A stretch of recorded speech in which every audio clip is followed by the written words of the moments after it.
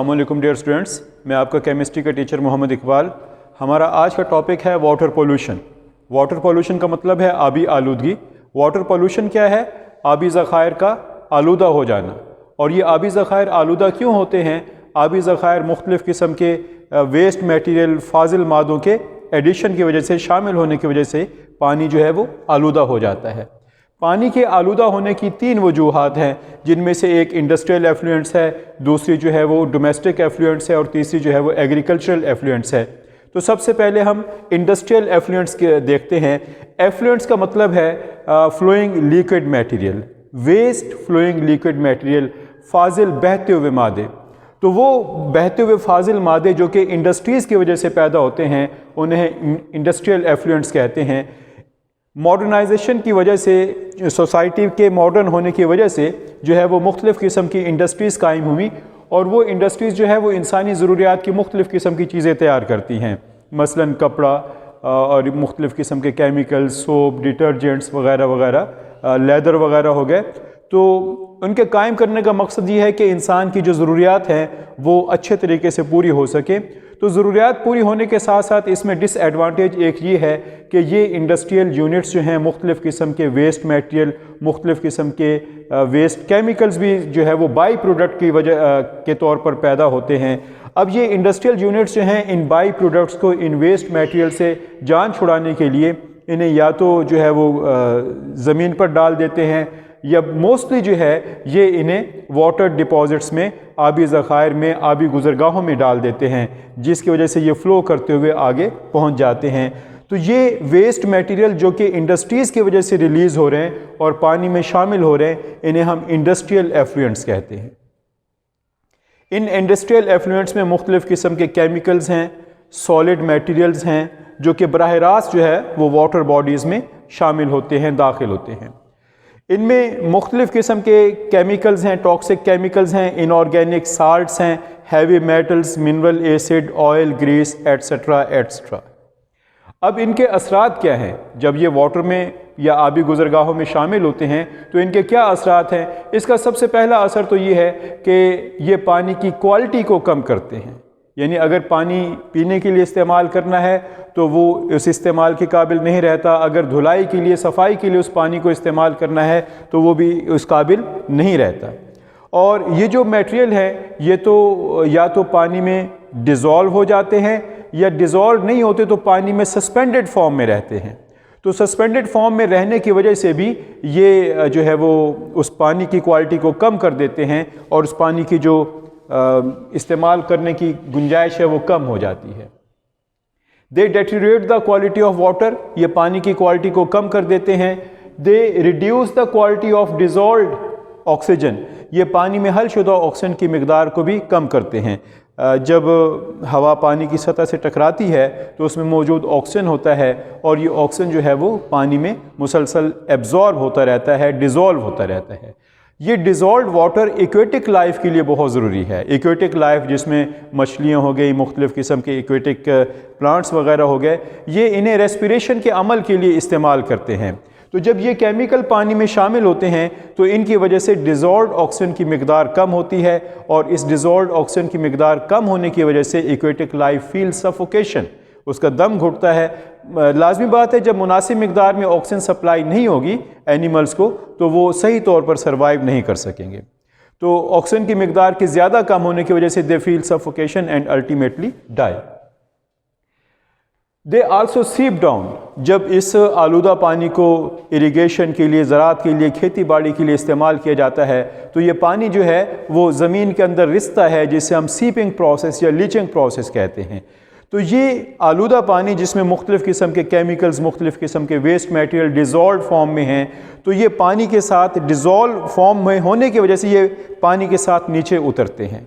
तो नीचे जो ज़ेर ज़मीन पानी के ज़खायर हैं ये उन्हें आलूदा करते हैं। जब इंसान उस अंडरग्राउंड वाटर डिपॉजिट्स को पंप आउट करता है, उन्हें पंप के ज़रिए या मुख्तलिफ़ तरीक़ों से बाहर निकालता है और उसे अपने लिए इस्तेमाल करता है पीने वगैरह के लिए, तो ये उसमें इंसानी बॉडी में मुंतकिल होते हैं और मुंतकिल होने के बाद उसके मुख्तलिफ़ किस्म के जो सिस्टम्स हैं, मुख्तलिफ़ किस्म की जो उसके अंदर के फंक्शनिंग वगैरह है उसे मुतासिर करते हैं, लिहाजा मुख्तलिफ़ किस्म की बीमारियाँ पैदा होती हैं। इनमें जो है वो ख़ास तौर पर अगर पानी में हैवी मेटल्स हैं डिज़ॉल्व फॉर्म में तो वो इंसानी सेहत पर बहुत बुरे असरात मुरतब करते हैं। मसलन एक्यूट कैडमियम पॉइजनिंग, एक्यूट शदीद बहुत ज़्यादा, यानी पानी में कैडमियम की कंसनट्रेशन ज़्यादा थी और इंसान उसी पानी को पीने पर मजबूर है, तो लिहाजा उसकी बॉडी में कैडमियम का लेवल, कैडमियम की कंसनट्रेशन जो है वो बढ़ती जाएगी, तो उसकी वजह से जो है वो जहर पैदा होगा, उसकी वजह से डिसफंक्शनिंग पैदा होगी और वो इंसान के जो ब्लड प्रेशर है उसे बढ़ा देगी, उसके साथ साथ उसके गुर्दे भी मुतासिर होंगे और रेड ब्लड सेल्स में खून के सुर्ख ज़र्रात में टूट फूट का अमल शुरू हो जाता है। जब खून के सुर्ख ज़र्रात में टूट फूट का अमल शुरू हो जाएगा तो ये ट्रांसपोर्टेशन सिस्टम का एक अहम कंपोनेंट है, तो पूरी बॉडी पर इसके बुरे असरात मुरतब होंगे। एक्यूट लेड पॉइजनिंग जो है वो लेड, सीसा, अगर ये बॉडी में ज़्यादा मकदार में जमा हो जाता है तो इससे किडनी मुतासिर होते हैं, इससे लिवर जो है वो मुतासिर होता है, ब्रेन, रिप्रोडक्टिव सिस्टम वगैरह, ये सारे के सारे सिस्टम जो है इससे मुतासिर होते हैं। इसके साथ जो है वो मरकरी वगैरह, मरकरी की ज़्यादा कंसनट्रेशन अगर बॉडी में जमा हो जाए तो इसके ज़्यादा कंसनट्रेशन की वजह से न्यूरोलॉजिकल डिसऑर्डर्स पैदा होते हैं। जो आसाबी खली हैं जिन्हें हम न्यूरॉन्स वगैरह कहते हैं, उनकी जो कारकर्दगी है वो मुतासिर होती है। उसके बाद नेक्स्ट है हमारे पास डोमेस्टिक एफ्लुएंट्स, घरों से खारिज होने वाले फाजिल मादे जो कि आबी गुज़रगाहों में जो है वो डाले जाते हैं।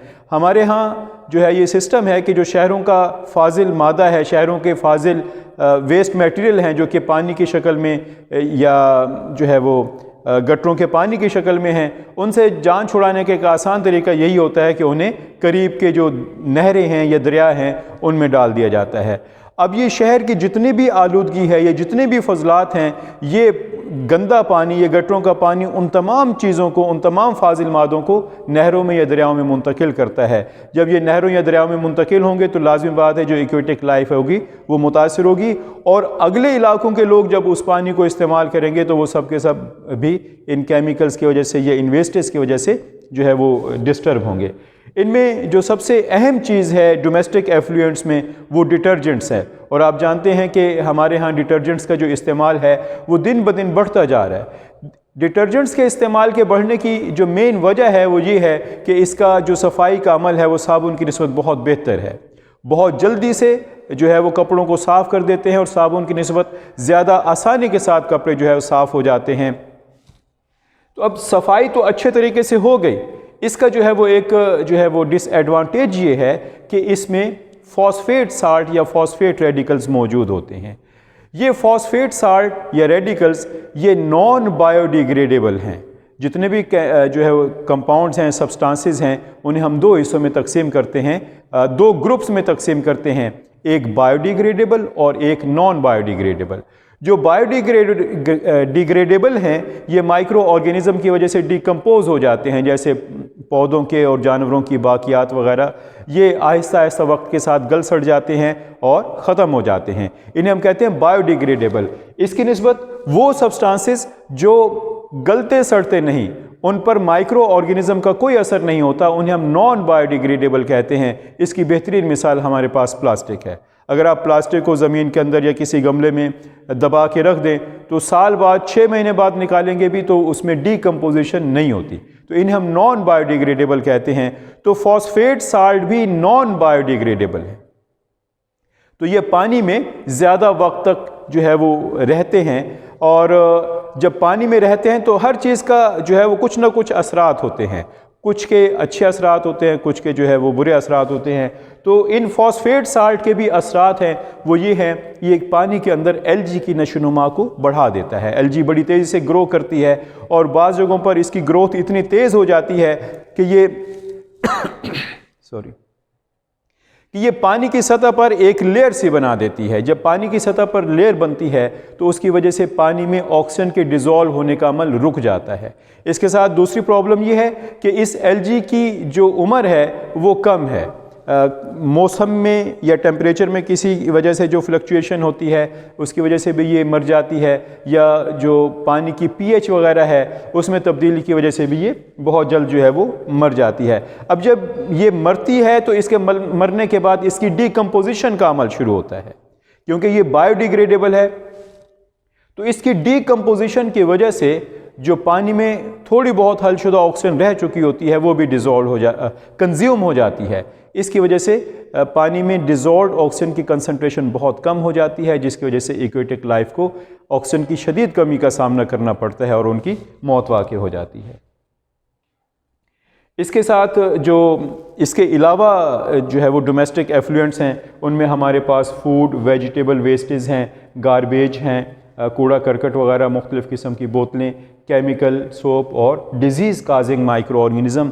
डिज़ीज़ काजिंग माइक्रो ऑर्गेनिज़म ऐसे ऑर्गेनिज़म जो बीमारियां पैदा करते हैं। लाज़मी बात है जो हस्पताल या क्लिनिक के जो फजलात हैं वो भी इन्हीं आबी गुज़रगाहों में डाले जाते हैं, तो उनमें माइक्रो ऑर्गेनिज़म वगैरह मौजूद होते हैं। तो इसके साथ जो है वो कुछ शॉर्ट क्वेश्चन देख लें। ये पेज नंबर 144 पर डिफ़ाइन वाटर पोल्यूशन, इसमें पहले 2 सेंटेंसेस आएंगे, ये इसे मुकम्मल ही कर लें। उसके बाद इंडस्ट्रियल एफ्लुएंट्स की हेडिंग है, इसका पहला हिस्सा है इंडस्ट्रियल यूनिट्स आर इंस्टॉल्ड। इस हिस्से को अंडरलाइन करके और वाई अगर लिख लेंगे तो ये क्वेश्चन बन जाएगा, why industrial units are installed, industrial units क्यों कायम किए गए। तो इसका जो है वो एक सेंटेंस मुकम्मल है जो कि तकरीबन 2.5 लाइनों पर मुश्तमिल है। उसके बाद define industrial effluents, industrial effluents को डिफ़ाइन करें। ये तीसरी लाइन से all the industrial units discharge से शुरू करेंगे, this is called industrial effluents तक यहाँ तक लेके आएंगे।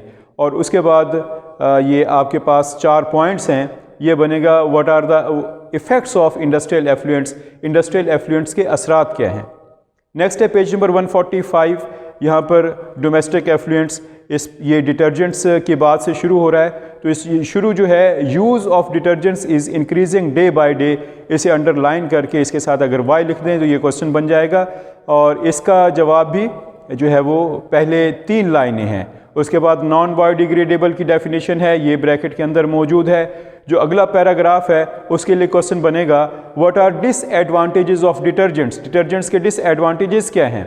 ये आप इसकी दूसरी लाइन से शुरू करेंगे, द फॉस्फेट साल्ट, और पैराग्राफ के आखिर तक। और उसके बाद examples of domestic effluents, domestic effluents की एग्जांपल, इसका जवाब भी आप दूसरी लाइन से शुरू करेंगे, they include food and vegetable से आखिर तक। तो स्टूडेंट्स ये हमारा आज का टॉपिक था, उम्मीद है आपने इसे अच्छी तरह समझ लिया होगा। कोई प्रॉब्लम है तो हमारे व्हाट्सएप नंबर पर रब्ता करें।